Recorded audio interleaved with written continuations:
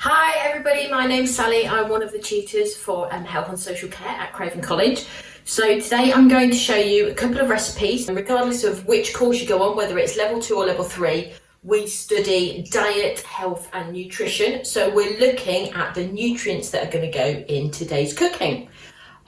We try and do lots of different things with you at college, but seeing as we're all in lockdown at the moment, I'm just going to do a couple of fun recipes in my kitchen. You don't need any special equipment, so it means that you can have a go at this at home. Okay, let's get cooking.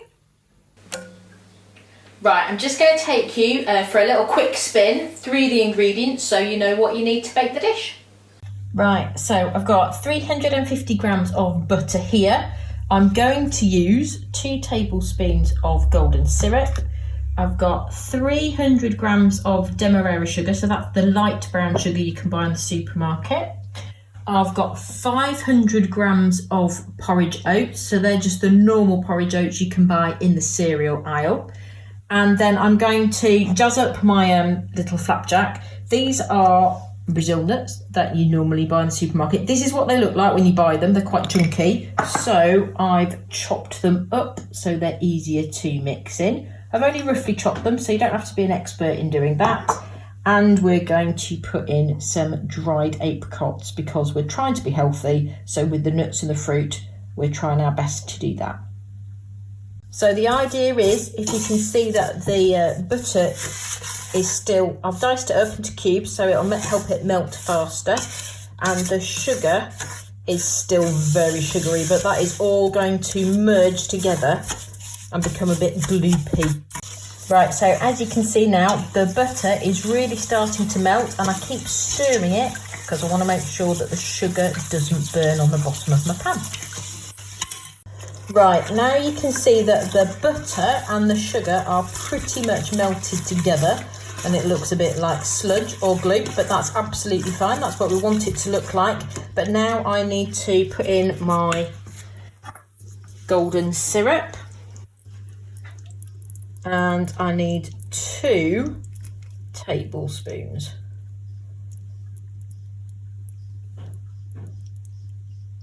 This is a bit tricky because it's always very sticky when we do this.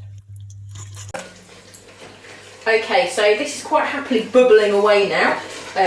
Everything is mixed together, the sugar, the butter and the syrup. I know it sounds like it's got a lot of sugar in and a lot of sweet things, but actually when you cook at home, there's still an awful lot less sugar than when you buy things from the supermarket. So even though it looks like we are putting a lot of sugar in it, it's still better for us. I'm now going to add the porridge oats in. Really carefully and gently because I don't want anything to splash. And I'm going to give it a really good stir.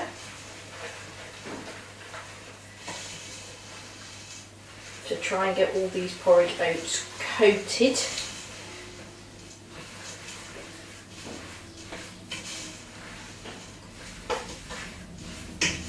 Again, this is a great one to do at home, not only if you're studying impact of diet or health and nutrition, but it's really good fun to cook if you've got any younger brothers or sisters and they're a bit bored as well during lockdown.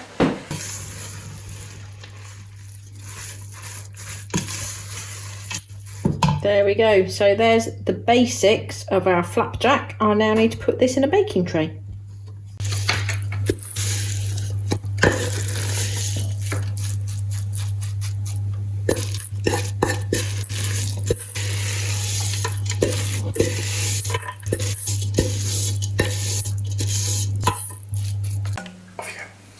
Okay, so I'm using my wooden spoon. I've tipped the mixture out into my baking tray and now I just need to pat it down. So in my kitchen we've got some plastic spatulas like that.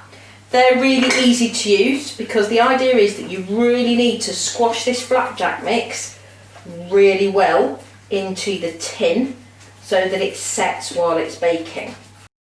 Don't worry if you haven't got a spatula at home, you could just use a normal spoon, that's just a tablespoon out the drawer, or you could use a fork. Use the back of the fork and then you can easily use that to pack down the flapjack in the tin, try and get it nice and even so it's all packed down ready to go in the oven. So the idea is you don't need any special equipment really to make this healthy snack.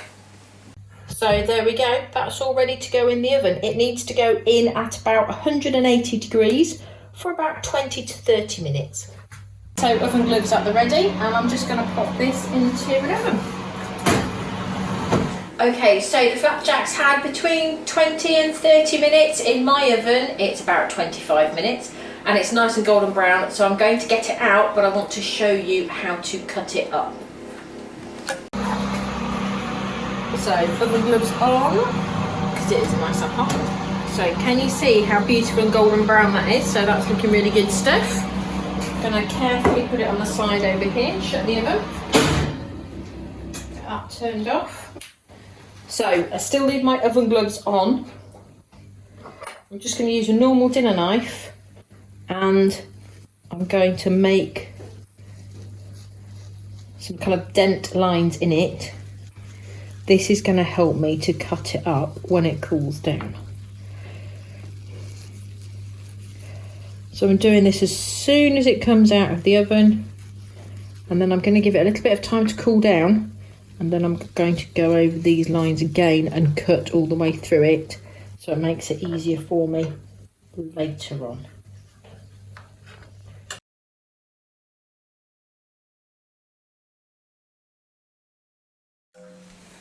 Hi, I'm back in my kitchen now with another recipe to go with the healthy flapjack that we made earlier. So here's some that's come out of the oven. And remember, we've put some dried fruit in that, and we've put some nuts in it as well, because what we're really after is getting loads of vitamins and minerals and good stuff into you, just as much as the sugar. So we're going to go on now and make a really fantastic smoothie, which is why I've got all this lovely fruit and veg out here. So I'm guessing that you'd probably like to have quite a lot of fruit in your diet, but you might be less keen on green stuff like this. So this is spinach. It looks very green, it tastes very green. I don't think it would be your first choice of something to have, however, it is really, really good for you. So instead of trying to squash all of this into our smoothie, we're going to use some frozen spinach to make life much easier. We're also going to use frozen cherries and strawberries, which are full of antioxidants. We're going to use some normal orange juice. I've already measured that out, that's 150 millilitres. And we're going to put in 1 banana, okay? And then we're going to add a couple of tablespoons of yoghurt, so that we've got some calcium in there as well. So actually, if we whiz quite a lot of this up together, it is going to be noisy using the liquidizer. If you haven't got a liquidizer at home, you could easily use a food processor. And if the worst comes to the worst, you could use a potato masher and just mash it all up. Okay, let's give it a go. Okay, so I'm going to take my lid off here, make sure I've got it switched on and I'm all good to go. So I'm going to put in my frozen spinach, which is going to put like green flecks all the way through it, but let's face it, it is the same amount of spinach as that. So that's 80 grams of spinach that's gone in, so that's one portion. There's 80 grams of cherries, and I just bought those from the supermarket, they're frozen. I've got 80 grams of strawberries, I have taken the green bits off those. And I'm going to put in a little bit of my orange juice, just to get it going. I've got to make sure I put the lid on and hold it on tight as well. Okay, here we go.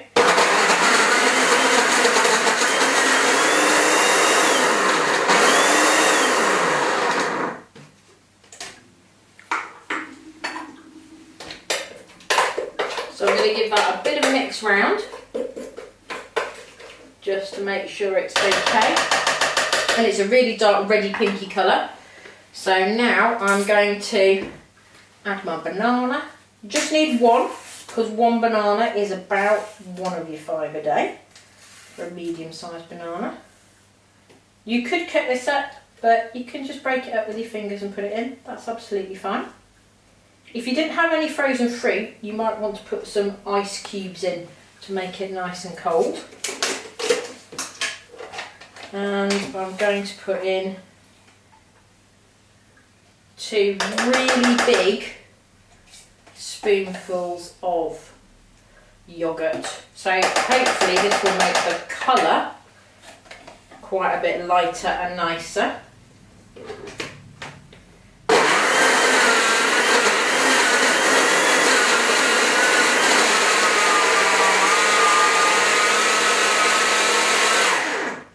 And that started to loosen the mix as well. So if you think about milkshakes or smoothies that you might get in McDonald's or any other kind of fast food or takeaway place, we're kind of aiming for that. But it's all homemade, so it hasn't got any preservatives in it. It's all good stuff.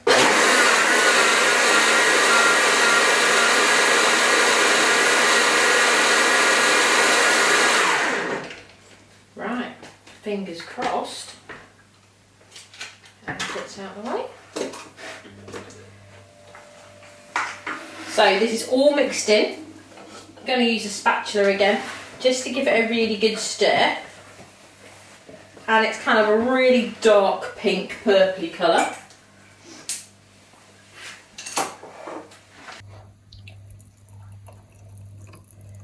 It just makes me think of cherries and strawberries, and that's exactly how it's going to taste. I haven't got all of that in the glass, but that's okay.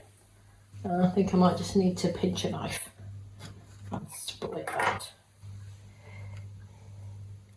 Okay, so that is 1, 2, 3, 4, 5 portions of fruit and veg in one glass. Cheers.